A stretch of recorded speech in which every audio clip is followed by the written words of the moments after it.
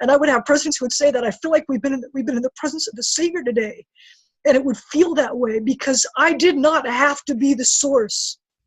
And I learned that when my ego was gone, because all I wanted to do was, can you feel the Savior's love?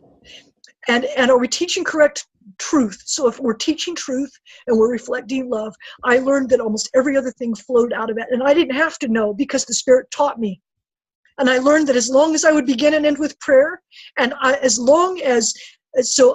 my interviews were really simple, since that's probably an interesting thing to say. This is a powerful way to be able to create intimate connection where people can feel confident and vulnerable because you show up as a leader with an interest in them.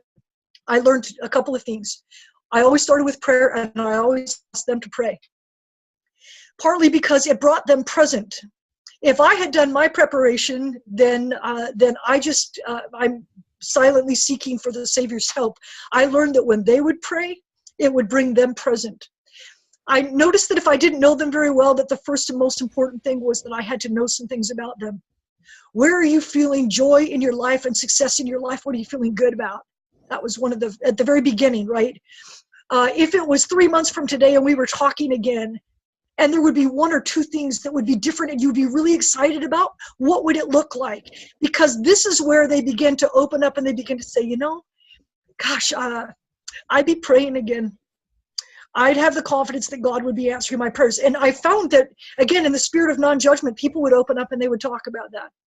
As I begin to do it in an ongoing way, I would always ask, what is the Spirit teaching you right now? What's amazing about that, Kurt, is they're sharing their testimony with me. They're declaring, and I got to tell you that at the very beginning, even my Relief Society presidents, I was surprised that many of them didn't know. They didn't know how to answer that question. They couldn't tell me the last time they felt the Spirit. And once you start having those regular conversations and you're asking, what's the Spirit teaching you? What new insights have come? And then they begin to publicly declare it. Wow, I noticed that they were looking for God's hand and they were seeing it. And then they could come back and tell me and they declared it. It's like a testimony meeting.